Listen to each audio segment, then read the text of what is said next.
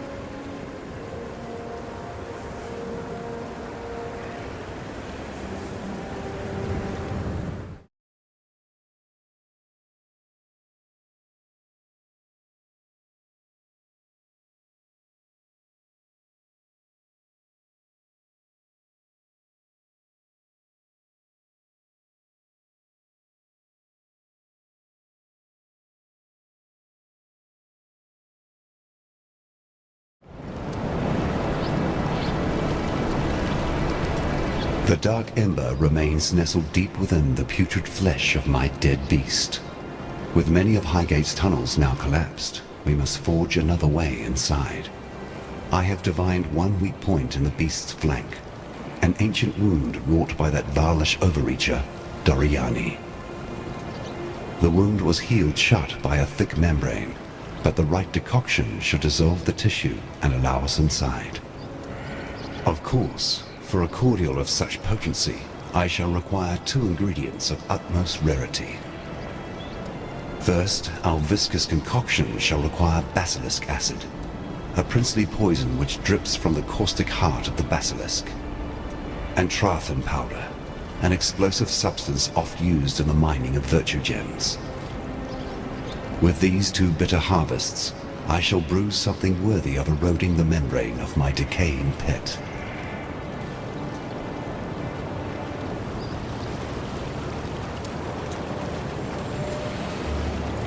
You can gripe all you want, lover. We can't stay here. Not with all this blood. Where do you expect us to go, Vanya? We have our whole lives here in Highgate. I don't know. West, perhaps? The Ezemite lands. I don't care. Just somewhere that has unpoisoned water. Oh, Beast Slayer. Good to see you again. Even if you have happened upon us in a rather unruly time. Shush now, sweetie. There's no need to bother them with our woes.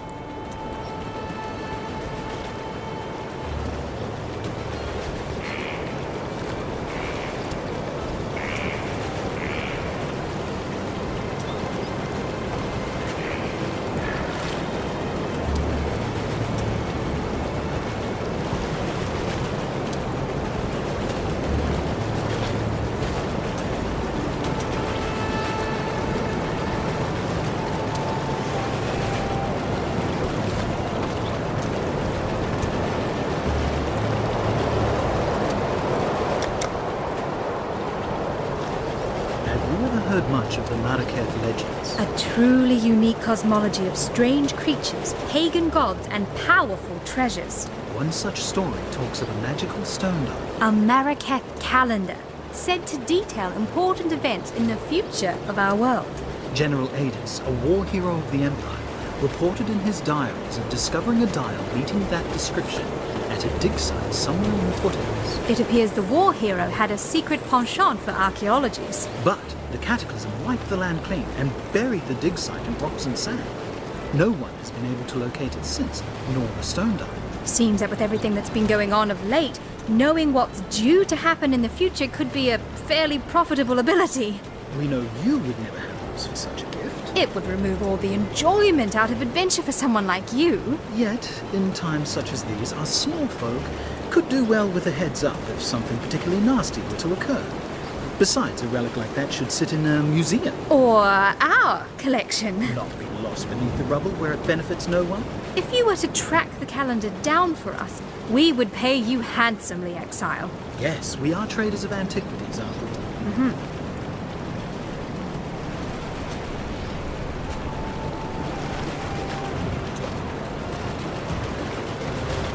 You must be the outsider, the beast killer.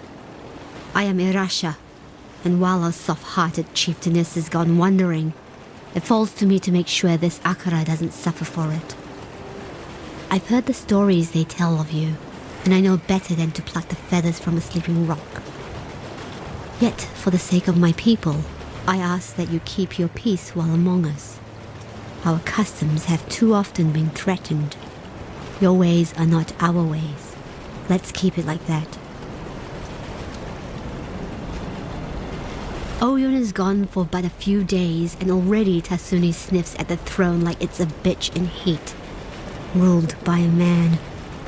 You need only walk amongst the ruins of San to understand that folly. Well, his desires are but wants and lusts while Oyun still lives. One of my scouts saw Kira and her Dekara near the foothills. They had Oyun bound to the back of a rower like a hunter's prize, and the Sekema feather, our symbol of leadership, worn by her captor. Whether Kira works alone or in pack with her brother Tasuni, I know not. Yet I fear she means to sacrifice our Sekema to the vulture of the wastes. Garukan, please, this Akara has helped you in the past. return our kindness, free Oyun and return her safely to us. And if this quest is lost, remove the traitorous bitch Kira from this world and retrieve our feather. As long as we have that, the throne of Marraketh will remain safe.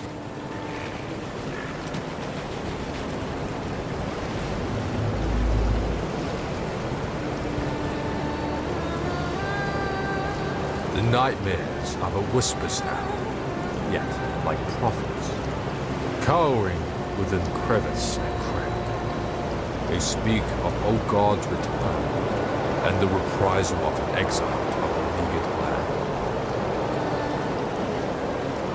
My sister Kira has grown obsessed with the vulture of the wastes, our goddess Gamkan. Kira has taken Oyun and plans to sacrifice her, imagining she can reforge herself as a red Sakema, a warlord destined to unite the Marraketh under her bloody banner. My sister's betrayal is too great for forgiveness. Like a rabid dog wandering the mountain paths, she must be put down.